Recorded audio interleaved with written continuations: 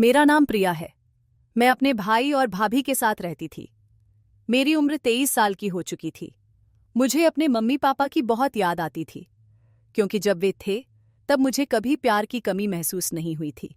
वैसे मेरे भैया भी मुझे बहुत प्यार करते थे। भैया का नाम अंकित था। मैं उनसे उम्र में 4 साल छोटी थी। लेकिन जब से भाभी हमारे घर में आई थीं, उन्हें मेरे और भैया के प्यार से जलन होने लगी थी। भैया शुरू से ही मेरी हर ख्वाहिश पूरी करते थे।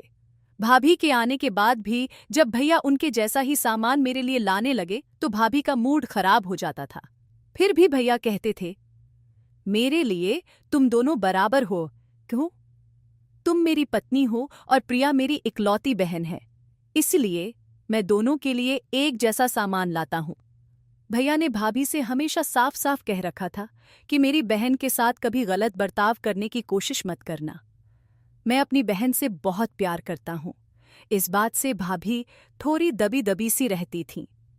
मेरे भैया सचमुच बहुत अच्छे थे। भाभी का नाम मोहिनी था। भैया और भाभी की शादी प्यार से हुई थी। भैया ने खुद उन्हें पसंद किया था। भैया ने मुझे अपनी दादी के साथ रिश्ता लेकर भेज दिया था। लेकिन भैया भाभी का रिश्ता तय होने के 6 महीने बाद ही दादी भी इस दुनिया से चली गई थीं। मेरे मम्मी पापा की मृत्यु 7 साल पहले हो चुकी थी। उनके जाने के बाद भैया ने मुझे बहुत प्यार दिया। मुझे अपनी भाभी से भी बहुत उम्मीदें थीं, लेकिन भाभी ने मेरी किसी उम्मीद को पूरा नहीं किया।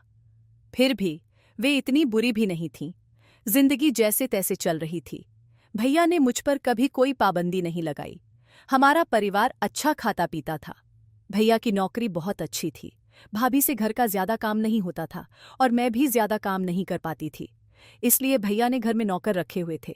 हमारे घर में एक नौकर और 2 नौकरानियां काम करती थीं। हमारे घर के सामने एक नया किराना स्टोर खुला था। सुना था कि एक लड़के ने अपने घर में ही यह दुकान शुरू की है। यह घर काफी समय से बंद पड़ा था। उस घर का मालिक दूसरी गली में रहता था। उस लड़के ने यह घर खरीद लिया और वहां बड़ी सी किराना दुकान खोल दी। मेरा कमरा दूसरी मंजिल पर था। मैं दिन भर घर में बोर होती थी, इसलिए अक्सर अपने कमरे की खिड़की पर खड़ी होकर बाहर का नज़ारा देखती रहती थी। लेकिन पिछले कुछ दिनों से मेरे मामा की बेटी की शादी की तैयारियां चल रही थीं। इस वजह से मेरा घर से बाहर निकलना बरही का खटा गया था। एक दिन मेरी नज़र उस किराना स्टोर वाले लड़के पर पड़ी। वह बहुत अच्छा लगा। न जाने क्यों, उसे देखते ही मेरा दिल उस पर आ गया। मैं अक्सर खिड़की से उसे देखती रहती थी। वह मोहल्ले के कुत्तों का बहुत ध्यान रखता था।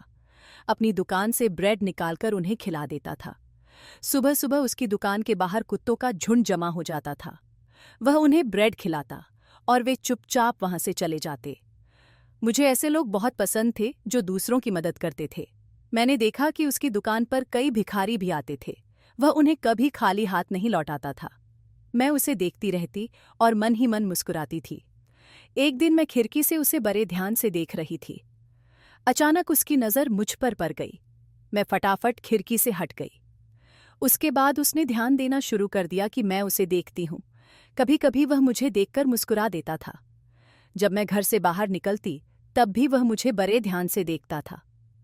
शादी की तैयारियों के दौरान मैं तैयार होकर बाहर निकलती और फौरन भैया की गाड़ी में बैठ जाती। जब तक हमारी गाड़ी उसकी दुकान को पार कर आगे बढ़ती, वह मुझे देखता और मुस्कुराता रहता। न जाने ऐसा क्यों था। मैं उससे प्यार क्यों करने लगी थी? मैं उसे क्यों पसंद करने लगी थी? क्या वह भी मुझे पसंद करता था? वह मुझे देखकर क्यों मुस्कुराता था और मैं उसे देखकर क्यों शर्मा जाती थी? यह सारे सवाल मेरे मन में घूमते रहते थे। उसका नाम सुधीर था। हमारे घर का सारा राशन उसी की दुकान से आता था, क्योंकि उसकी दुकान काफी बड़ी थी। वैसे मैं ज्यादा किसी से बात नहीं करती थी, लेकिन हमारे घर में 2 नौकरानियां थीं, रीमा और पिंकी। दोनों मेरी उम्र की थीं। भैया ने रीमा को भाभी के काम के लिए रखा था और पिंकी को मेरे लिए। पिंकी ज्यादातर मेरे साथ रहती थी, मेरे सारे काम करती थी। रीमा भाभी के साथ रहती थी। भाभी ने तो रीमा को अपनी छोटी बहन बना लिया था। वे उसके साथ हमेशा बाजार जाती थीं। भैया भाभी की शादी के 2 साल बाद ऊपर वाले ने उन्हें बच्चे की खुशी दी। तब से भाभी को रीमा का सहारा मिल गया था। रीमा उनके बच्चे को संभालती थी। भाभी जहां भी जाती रीमा को साथ ले जाती थीं। हमारे घर का नौकर गुरप्रीत था, जो पंजाब के एक छोटे से गांव से आया था। हम उसे प्यार से गुड्डू कहते थे। वह बहुत अच्छा लड़का था। घर के सारे बाहर के काम वही करता था। यहाँ तक कि दोपहर में भैया के ऑफिस में खाना भी वही पहुंचाता था। घर के लिए सब्जियां भी वही लाता था। जिंदगी ऐसे ही चल रही थी। एक दिन मैं खिड़की पर खड़ी थी। पिंकी ने मुझे देख लिया। वह मेरे पास आई और बोली, दीदी, खिड़की पर खड़े खड़े क्या मुस्कुरा रही हो? मैंने कहा, कुछ नहीं। तुम्हें पता है ना कि मैं दिन भर बोर होती रहती हूं। भाभी मुझे घर से बाहर निकलने नहीं देती थीं। उनका कहना था कि ज्यादा सहेलियों से मिलना जुलना ठीक नहीं। मैं भी ऐसी नहीं थी कि आवारा लड़कियों की तरह बाहर घूमती रहूं। मुझे अपने घर में ही सुकून मिलता था। मेरे पास मोबाइल भी नहीं था। घर में लैंडलाइन भी नहीं थी कि किसी दोस्त या रिश्तेदार से बात कर लूं। पिंकी ही थी जिससे मैं अपने दिल की बात कह लेती थी। वह मुस्कुराकर बोली, यह सब तो ठीक है, लेकिन आप ये बताओ कि खिड़की से बाहर झांककर क्यों मुस्कुरा रही थीं? मैंने कई बार देखा है कि आप किसी को देखती हो या किसी बात पर मुस्कुराती हो। मुझे सब जानना है। मैंने कहा, किसी को नहीं, बस ऐसे ही बाहर देखती हूं कि दुनिया कितनी खूबसूरत है। बस इसी से मन में मुस्कुराहट आती है। कई दिन ऐसे ही बीत गए। मैं और सुधीर एक दूसरे को सिर्फ नजरों से जानते थे। मैं उसका नाम जानती थी, लेकिन पता नहीं वह मेरा नाम जानता था या नहीं। उसके बारे में मुझे और कुछ नहीं पता था। एक रात भैया घर आए। हम सब साथ में खाना खा रहे थे और बातें कर रहे थे। बातों बातों में भैया ने बताया कि पड़ोस के शुक्ला जी के घर से न्योता आया है। हमें वहां जाना है। भाभी ने पूछा, क्या है उनके यहाँ? भैया बोले, उनके यहाँ बेटा हुआ है। वे अपने बेटे के जन्म की खुशी में एक छोटा सा प्रोग्राम कर रहे हैं। उन्होंने कहा है कि घर से सबको आना जरूरी है। शुक्ला जी का घर हमारे घर के ठीक बगल में था। वे अपना प्रोग्राम भी घर पर ही कर रहे थे। भाभी ने पूछा, प्रोग्राम कब है? भैया बोले, परसों है। भाभी ने कहा, परसों हम कैसे जा सकते हैं? आपको पता है ना कि परसों हमें मेरी बहन की सगाई में जाना है। फिर शुक्ला जी के यहाँ कैसे जाएंगे? स्या दो कास में बहुत स्पष्ट पड़ गए। शुक्ला जी के यहाँ जाना भी जरूरी था, क्योंकि वे हमारे पड़ोसी थे। और भाभी की बहन की सगाई में जाना भी जरूरी था, क्योंकि वह भैया की साली थी। भैया यह सब सोच ही रहे थे कि भाभी बोली, आप इतना क्यों सोच रहे हो? मुझे अपनी बहन की सगाई में जाना है और आपको मेरे साथ चलना है। ऐसा करते हैं कि शुक्ला जी के यहाँ प्रिया पिंकी के साथ चली जाएगी। बच्चे की वजह से मैं रीमा को अपने साथ ले जाऊंगी। आप भी हमारे साथ सगाई में चलो। इस तरह दोनों जगह कोई न कोई पहुंच जाएगा। भैया को भाभी का यह सुझाव ठीक लगा, लेकिन मैंने भाभी से कह दिया, भाभी, आप तो जानती हो कि मैं अकेले कहीं नहीं जाती। मैं वहां अकेले कैसे जा सकती हूँ? भाभी बोली, अरे तुम अकेले कब हो? तुम्हारे साथ पिंकी जाएगी ना। और वैसे भी तुम्हें वहां 2-3 दिन तो रहना नहीं है। बस थोड़ी देर के लिए चली जाना, खाना खा लेना, 2-3 लोगों से थोड़ी बात कर लेना, फिर घर आ जाना। भैया बोले, हाँ प्रिया, तुम्हारी भाभी बिल्कुल सही कह रही हैं। हमें अपने आस पड़ोस के लोगों से रिश्ते कमजोर नहीं करने चाहिए। पिंकी ने मुझे इशारे से कहा, दीदी मैं आपके साथ चलूंगी। यह सुनकर मैं चुप हो गई। 2 दिन बाद मैं और पिंकी पड़ोस के घर जाने के लिए तैयार हो गए। उन्होंने इतने प्यार से बुलाया था कि मैं मना नहीं कर सकी। उधर भैया और भाभी भी सगाई में जाने के लिए तैयार हो गए। मैं और पिंकी शुक्ला जी के घर पहुंच गए। वहां जाकर हमें बिल्कुल भी असहज नहीं लगा। शुक्ला जी की पत्नी और बहनें मुझसे बहुत अच्छे से बात कर रही थीं। मुझे बहुत अच्छा लगा। मैंने शुक्ला जी के बच्चे के लिए एक तोहफा भी दिया। फिर हम सब खाना खाने चले गए। मैं और पिंकी खाना खा रहे थे, तभी अचानक मेरी नज़र सुधीर पर पड़ी। वह भी वहां मेहमान के रूप में आया था और खाना खा रहा था।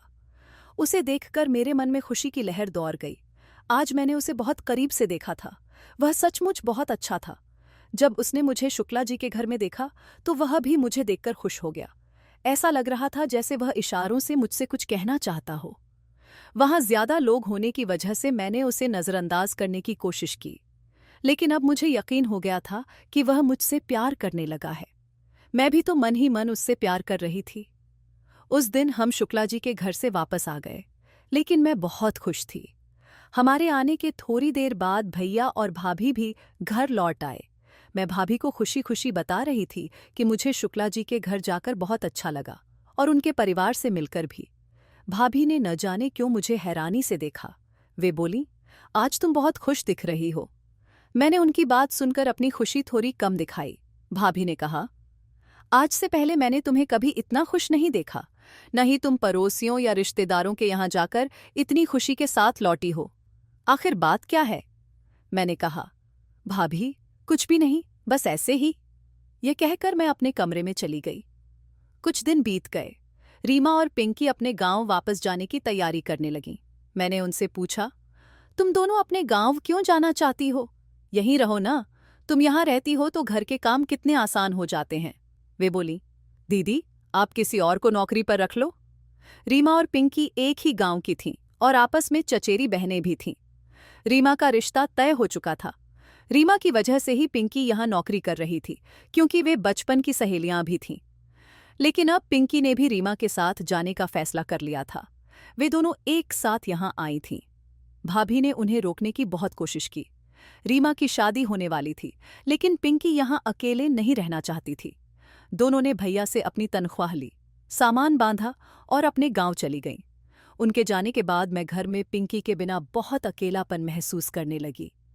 अब मैं अकेले कमरे में बैठी रहती और बार बार मेरा ध्यान सुधीर की ओर जाता।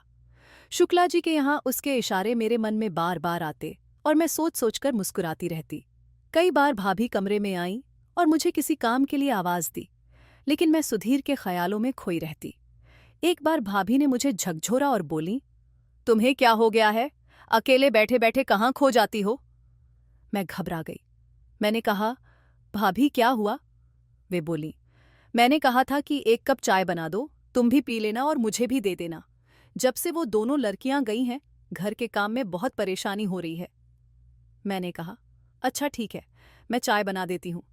भाभी ने मेरा हाथ पकड़ लिया और मुझे रोकते हुए बोली, पहले यह बताओ कि तुम कहाँ खोई रहती हो। मैंने भाभी को टालने की बहुत कोशिश की। वे बोली, देखो प्रिया, मैं तुम्हारी बड़ी बहन की तरह हूं। मैंने हमेशा तुम्हें अपनी छोटी बहन माना है। मेरे लिए तुम सगी बहन जैसी हो। अगर कोई बात है जो तुम्हें परेशान कर रही है या जिससे तुम उलझन में हो, तो मुझसे कह सकती हो। हो सकता है मैं तुम्हारी कोई मदद कर सकूं। जब से तुम शुक्ला जी के घर से आई हो, तुम्हारा अंदाज कुछ बदला बदला सा लग रहा है। आखिर वहां ऐसा क्या हुआ था? भाभी मेरे करीब आईं और मेरे हाथ पकड़ लिए। मैंने कहा, हाँ भाभी, आप मेरे लिए बड़ी बहन जैसी ही हो। कोई बात होगी तो मैं आपको जरूर बताऊंगी। यह कहकर मैंने भी उनके हाथ मजबूती से पकड़े। फिर मैं किचन में गई और भाभी व तेलय तुलसी तटने के देखी के आधे अपने लिए चाय बनाकर लाई। मैंने देखा कि गुड्डू भैया भी दरवाजे पर बैठे थे। मैंने उनसे पूछा और उन्हें भी एक कप चाय दे दी। अब मैं और भाभी ही किचन में काम कर रहे थे। भाभी ने भैया से कह दिया था कि नौकरानियों का इंतजाम कर लें। हर बार की तरह 2 नौकरानियां रखनी हैं, क्योंकि घर का काम बहुत है। भाभी को अपने बेटे की देखभाल के लिए भी एक अलग नौकरानी चाहिए थी, लेकिन अभी नौकरानियों का इंतजाम नहीं हो पाया था। इसलिए मुझे और भाभी को मिलकर सारा काम करना पड़ रहा था। मैं तो चुपचाप काम कर लेती थी, लेकिन भाभी काम करते करते बहुत गुस्सा हो जाती थी। मुझे अब भाभी से डर लगने लगा था।